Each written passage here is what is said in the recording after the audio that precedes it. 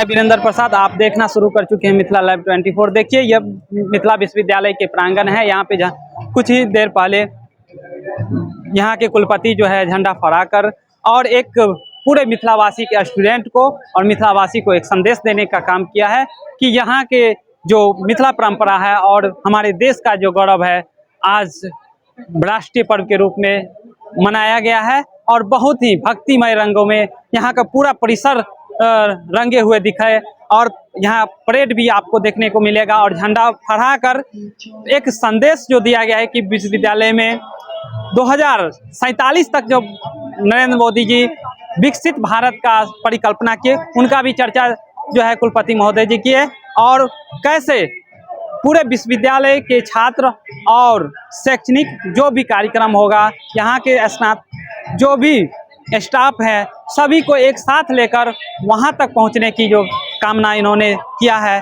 बने रहे मिथिला लाइव 24 के साथ और सुनिए पूरा बाइट। बच्चों, 15 अगस्त सन 1947 को हमारा देश स्वतंत्र हुआ था। उस समारोह को आज 15 अगस्त 26 में हम लोग मनाने के लिए एकत्रित हुए हैं। इसमें हमारे विश्वविद्यालय के शिक्षकगण, dean, head of the departments, registrar, media के बंधुओं, सिंडिकेट के मेंबर्स, फाइनेंस कमेटी के मेंबर्स और नॉन टीचिंग स्टाफ्स।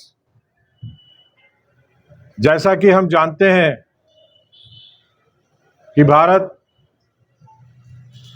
सदियों की गुलामी के बाद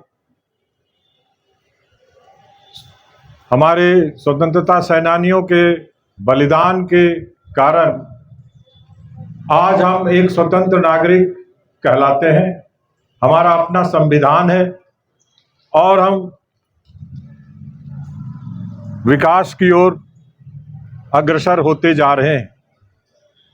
याद करो, सन 1947 में भारत में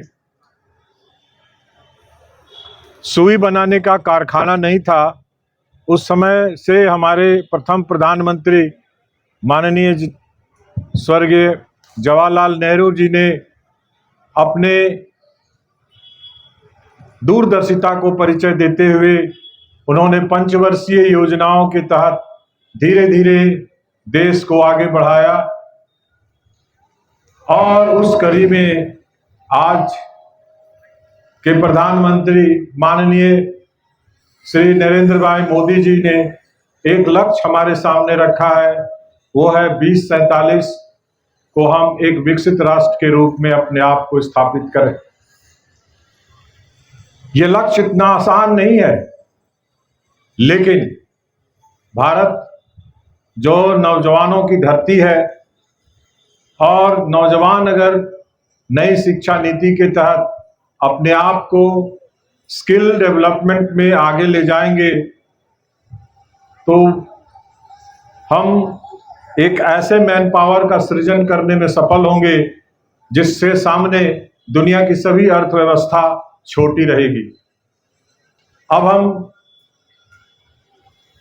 उसी एस्पेक्ट्स में सोचते हैं कि हमने पिछले 2.5 साल से क्या क्या काम हुआ। सभी को ये मालूम है कि विश्वविद्यालय पिछले 2.5 साल से काफी पारदर्शिता को बनाए रखकर आगे बढ़ रहा है। विश्वविद्यालय मेरू के अम्ब्रेला में है। मेरू के तहत कई प्रोग्रेसिव और डेवलपमेंट का काम हुआ है।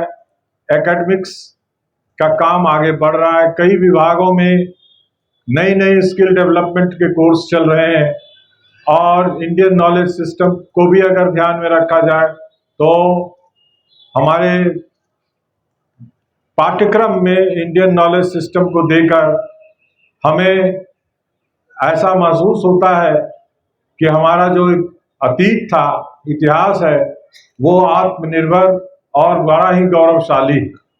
इसलिए भारत के युवाओं से मेरा ये आह्वान है और हमारे विशेषकर स्टूडेंट से, जो सबसे इम्पोर्टेंट स्टेक होल्डर्स हैं, आप NEP 2020 के तहत हर एक एस्पेक्ट्स को ध्यान में रखकर इस अवसर का ध्यान में लेते हुए पढ़ाई के साथ साथ अपना स्किल डेवलपमेंट करें। और वो दिन दूर नहीं जब आप, अभी तो बिहार में आप अव्वल हैं, वो दिन दूर नहीं, धीरे धीरे आप देश के 10 स्टेट यूनिवर्सिटीज़ में आप आएंगे।